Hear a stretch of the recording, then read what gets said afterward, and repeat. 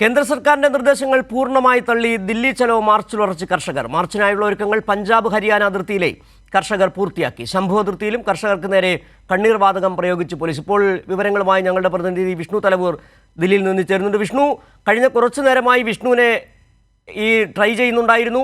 പക്ഷേ അവിടെ എനിക്ക് തോന്നുന്നു ഈ ദില്ലിയിൽ അടക്കം ഈ കർഷക പ്രതിഷേധത്തെ നേരിടുന്നതിൻ്റെ ഭാഗമായി മൊബൈൽ ജാമറുകൾ സ്ഥാപിച്ചിരിക്കുകയാണ്. ഒരു വിധത്തിലുള്ള കമ്മ്യൂണിക്കേഷനും നടക്കാൻ പാടില്ല എന്നതാണ് കേന്ദ്ര സർക്കാരിൻ്റെ നിലപാടെന്ന് തോന്നുന്നു. ഇപ്പോൾ എങ്ങനെയാണ് ഈ ഞാൻ പറയുന്നത് വിഷ്ണു കേൾക്കാൻ കഴിയുന്നുണ്ട്? എന്താണ് ഈ കർഷക പ്രക്ഷോഭത്തെക്കുറിച്ച് പറയാനുള്ളത്? ഞാനിപ്പോൾ നിൽക്കുന്നത് ഈ പഞ്ചാബ് ഹരിയാന അതിർത്തിയായിട്ടുള്ള ശംഭു അതിർത്തിയിലാണ് ഞാനിപ്പോൾ നിൽക്കുന്നത്. ഇവിടെ കർഷകരൊക്കെ തന്നെ ദില്ലി ചലോ മാർച്ചുമായി മുന്നോട്ട് പോകാനായിട്ടുള്ള എല്ലാ തയ്യാറെടുപ്പുകളും പൂർത്തിയാക്കിയിട്ടുണ്ട്. മണ്ണുമാന്തി യന്ത്രങ്ങൾ അടക്കം ഇവിടെ കർഷകർ സജ്ജീകരിച്ചു കഴിഞ്ഞിട്ടുണ്ട്. കേന്ദ്ര സർക്കാരുമായി നടത്തിയ എല്ലാ ചർച്ചകളും പരാജയപ്പെട്ട ഒരു സാഹചര്യത്തിലാണ് കർഷകർ ദില്ലി ചലവുമായി മുന്നോട്ട് പോകാനായിട്ടുള്ള തീരുമാനം കൈക്കൊണ്ടിരിക്കുന്നത്. അതോടൊപ്പം തന്നെ കർഷകരെ ഒരു കാരണവശാലും അകത്തേക്ക് കടക്കാൻ അനുവദിക്കില്ല. ഇപ്പോൾ നിൽക്കുന്നത് ഈ ശംഭു അതിർത്തിയിലാണോ? അവിടെ വലിയ തരത്തിൽ കർഷക നേതാക്കൾ അടക്കം എത്തിക്കൊണ്ടിരിക്കുകയാണോ അവിടെ ഇപ്പോൾ?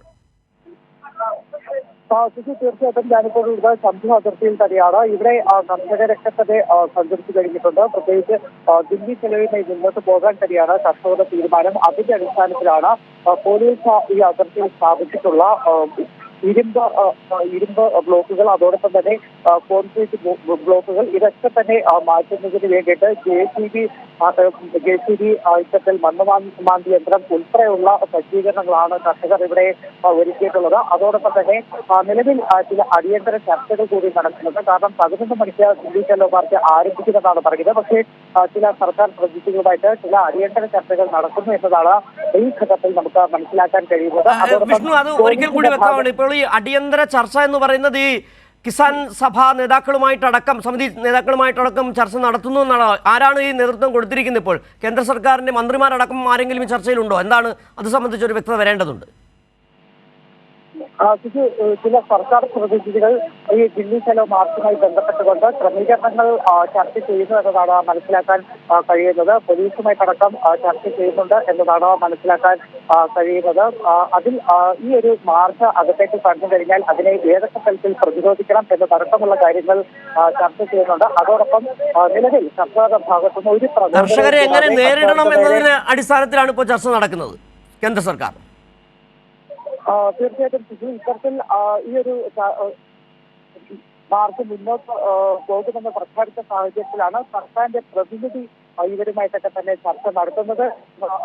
സൂചന അല്ലെങ്കിൽ ആ ഒരു റിപ്പോർട്ട് തന്നെയാണ് ഈ ഘട്ടത്തിൽ പുറത്തു വന്നിട്ടുള്ളത്. അതോടൊപ്പം തന്നെ നിലവിൽ കർഷകർക്ക് നേരെ വലിയ തോതിൽ കണ്ണീർ വാതകം പ്രയോഗിക്കുന്ന സാഹചര്യം ഉണ്ടായിരുന്നു. ആദ്യ റൗണ്ട് കണ്ണീർ വാതകം പ്രയോഗിച്ചു. അതിന് പിന്നാലെ ഡ്രോൺ ഉപയോഗിച്ചും കണ്ണീർ വാതകം പ്രയോഗിക്കുന്നുണ്ട്. നേരത്തെ തന്നെ വലിയ വിമർശനങ്ങൾക്ക് വഴിവെച്ചതാണ്. കാരണം 13-ാം തീയതി സമരം ആരംഭിച്ച സാഹചര്യത്തിലും കർഷകർക്ക് നേരെ ഡ്രോൺ ഉപയോഗിച്ചുകൊണ്ട് കണ്ണീർ വാതകം പ്രയോഗിക്കുന്നത് വലിയ തോതിലുള്ള വിമർശനങ്ങൾക്ക് വഴിവെച്ചിരുന്നു. പക്ഷേ ആ വിമർശനങ്ങൾ നിൽക്കുമ്പോഴും ഇപ്പോഴും കർഷകർക്ക് നേരെ ഡ്രോൺ ഉപയോഗിച്ചുകൊണ്ട് കണ്ണീർ വാതകം പ്രയോഗിക്കുന്ന സാഹചര്യത്തിലേക്ക് തന്നെയാണ് പോകുന്നത്. അതോടൊപ്പം ഈ ഡ്രോണിനെ തടയുന്നതിന് വേണ്ടി കർഷകർ പട്ടം ഉപയോഗിച്ചുകൊണ്ടാണ് ഡ്രോണിനെ തടയുന്നത്. ഇവിടെ കർഷകരൊക്കെ തന്നെ ഡ്രോണുകൾ വരുന്ന സാഹചര്യത്തിൽ നമ്മൾ ദൃശ്യങ്ങളടക്കം കണ്ടതാണ്. കർഷകരെ നേരിടാൻ കോൺക്രീറ്റ് മതിലുകൾ, മുള്ളാണികൾ, മുള്ളുവേലികളൊക്കെ വലിയ തരത്തിലാണ് കേന്ദ്ര സർക്കാർ അവിടെ വിന്യസിച്ചിരിക്കുകയും ചെയ്യുന്നത്.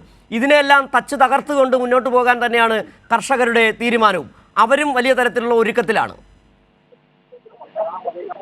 തീർച്ചയായിട്ടും കർഷകരുടെ ഭാഗത്തുനിന്നും എല്ലാ സജ്ജീകരണങ്ങളും പൂർത്തിയായിട്ടുണ്ട്. ഇന്നലെയോടുകൂടി തന്നെ കർഷകർ മണ്ണുമാന്തി യന്ത്രം ഉൾപ്പെടെ ഇവിടെ സജ്ജീകരിച്ചിട്ടുണ്ട്.